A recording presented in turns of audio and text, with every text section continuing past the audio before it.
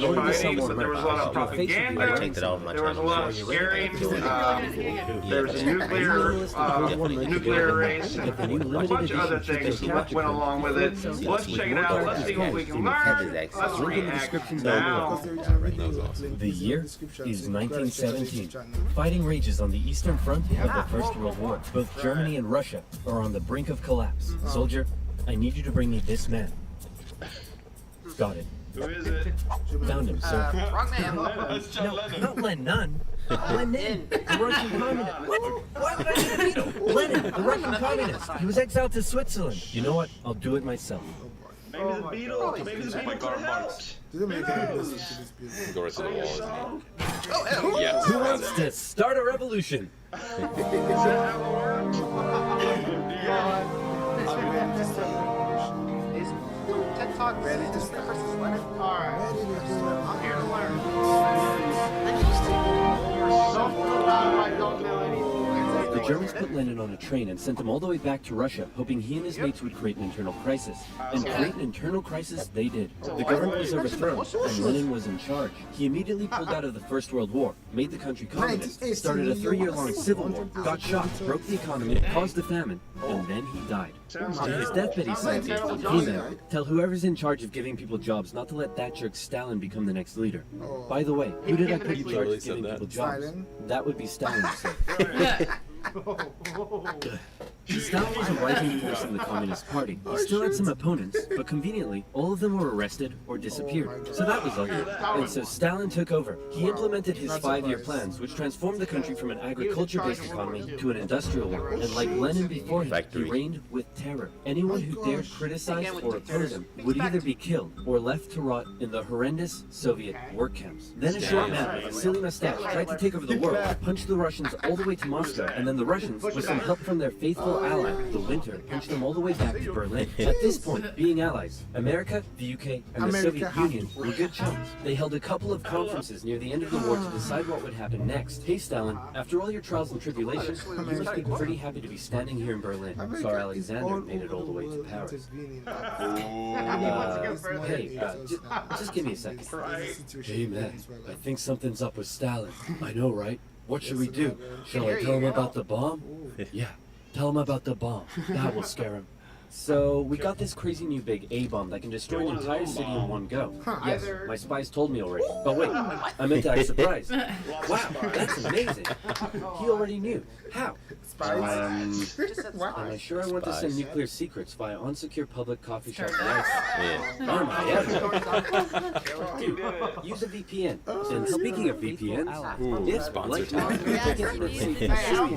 then you need NordVPN. NordVPN hides your online activities from outside intruders, preventing anyone from stealing your personal data and stopping your service providers selling your data to advertisers. With over 5,000 servers in 62 countries, it allows you to surf the net anonymously and securely. And it's simple to use. With just a click of a button, you can connect to a server halfway across the world, even allowing you to access streaming services from that specific territory.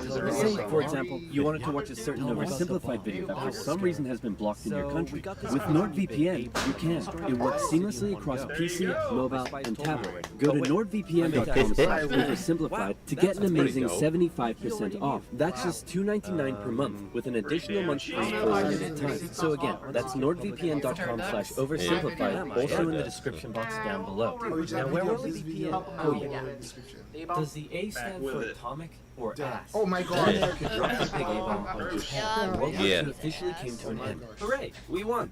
Okay, so now it's time to establish the New World Order. Stalin, you're in charge of Eastern Europe. Now, we want you to let them all hold elections. Oh yes, of course. Elections. And these elections will be free and fair, right? Oh yes, certainly. Free and fair.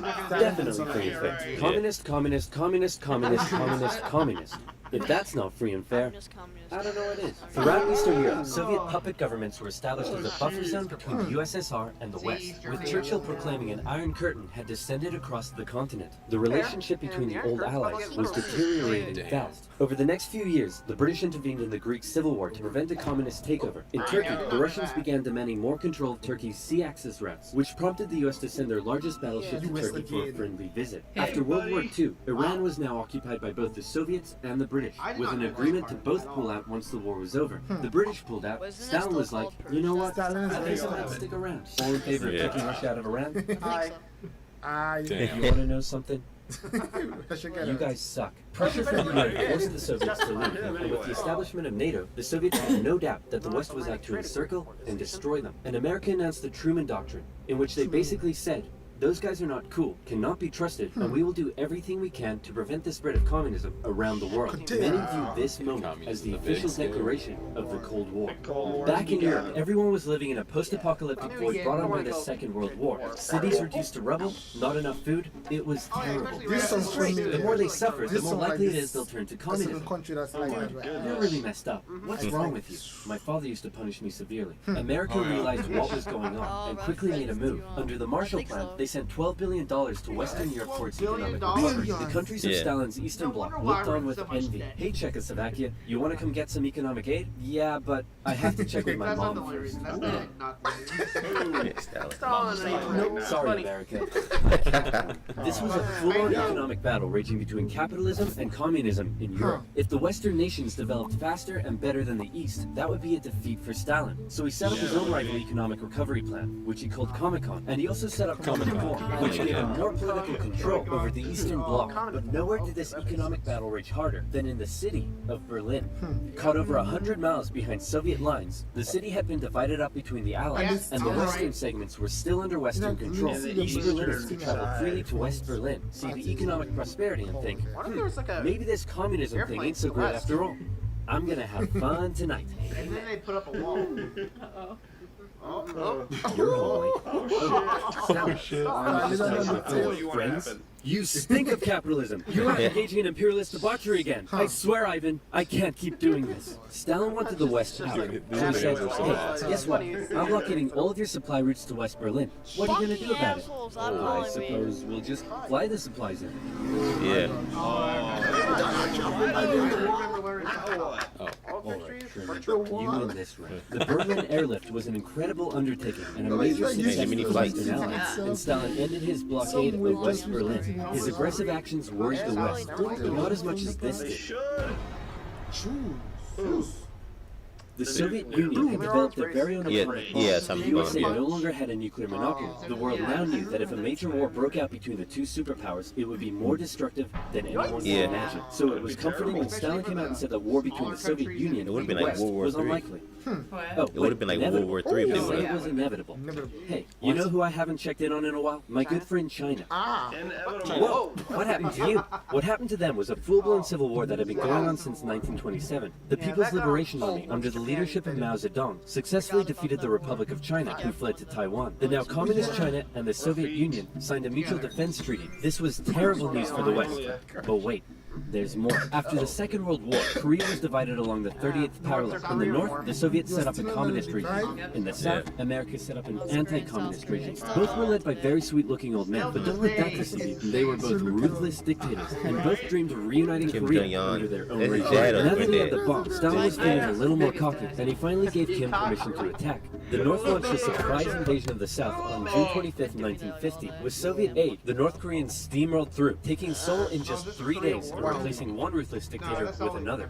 The UN were freaking out and quickly created an emergency force made up of troops from 16 countries to defend the South. The West still held Busan and made landings at Incheon near Seoul. They pushed the North Koreans out of Seoul, replacing the ruthless dictator that had replaced the first ruthless dictator with the same ruthless dictator that had previously been replaced by the new ruthless dictator. The West then crazy to continued think all about the it, way up kept the going Korean back and forth. Peninsula. At this point, China was getting worried that the UN may just keep going. The US had sent this guy to lead the operation. After winning the Pacific theater of World War II, General Douglas MacArthur's head was big, and his balls were bigger. He reassured President Truman that there was absolutely no way at all that the Chinese would ever get involved. Meanwhile, half a million Chinese troops were crossing into Korea. Nuke 'em. No! Nuke 'em! No! Ah, come on! You're fired. The US considered the nuclear option, but now that the Soviets also had the bomb, they didn't want to risk all-out global destruction. The communists Yeah. pushed the West right back almost to the exact same spot they had all started from, and they ended up in a stalemate, where they remained until both sides finally agreed to work towards a peace settlement in 2018. Back in America, Americans decided they wanted a new president who would be tough on communism, so they elected famed World War II General Eisenhower. It was really hard to draw.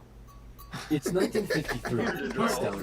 How you doing? Oh, He's dead. He had a cerebral hemorrhage and his reign of terror kind of came back to bite him in the ass because he had imprisoned all of his best doctors and those that were left They were wanna too work on terrified to treat him. The new leader, Nikita Khrushchev, called a meeting and said, "Hey guys, you know how Stalin was imprisoning and murdering us all for doing basically nothing? Yeah, he was kind of a jerk. I'm really not sure how this is news to you." Khrushchev went on a campaign of de-Stalinization. Statues of Stalin were taken down, Stalingrad was renamed, and Khrushchev announced that he wanted the Soviet people to be happy and would allow greater freedom in the Soviet Union. So how did that work out? Well, an uprising in East Germany was brutally suppressed, a revolution in Hungary was brutally suppressed, and demonstrations in Poland were brutally suppressed, although he did finally allow some mild reforms. Back in the Soviet Union, he permitted more cultural expression, but then began banning stuff based on his own personal taste. Modern art looks like a child urinated on a canvas. Banned. Jazz music sounds like the feeling of needing to fart. Banned. Your poetry is really depressing. How could anyone in the Soviet Union be depressed? You're banned. Khrushchev wanted the Soviet Union to be happy, but not like that. Or that. Or that. Young people began He's enjoying happy, abhorrent yeah. Western pop culture. this Son, makes sense, right? remove that disgusting imperialist apparel at once. Shut up, Dad. You can't tell me what to do. Well, would you look at that? Turns out he can tell me what to do. The West had initially liked the cut of Khrushchev's jib, but world events soon soured relations even more. The two sides were spying on each other a whole lot throughout the Cold War. The KGB had spies and informants in nearly every aspect of Western life and government, so much so that whenever the US tried to send spies into the Soviet Union, the KGB were usually ready to arrest them on the spot. Members of the Manhattan Project aided the Soviet Union in acquiring the bomb. Some American officials believed they were on the wrong side. I'll sell you 3 secrets for $5 million. Okay. Go ahead. The Allies are digging a tunnel under East Berlin to tap your communications. There's an American agent living at this address in Moscow, and sometimes, when I'm home alone, I like to put on my wife's dresses, sit in the corner, and cry for hours. Very interesting. In America, fear took hold during the Red Scare and the McCarthy trials. American values imploded as fear of communism collided with freedom of thought and expression, and communist kind of became a buzzword thrown around to describe anything people didn't like. Hollywood? Communist. Your next door neighbor's dog? Communist. When the grocery store cashier asks if you need a bag when you clearly can't carry 10 tubs of baconaise in your hands?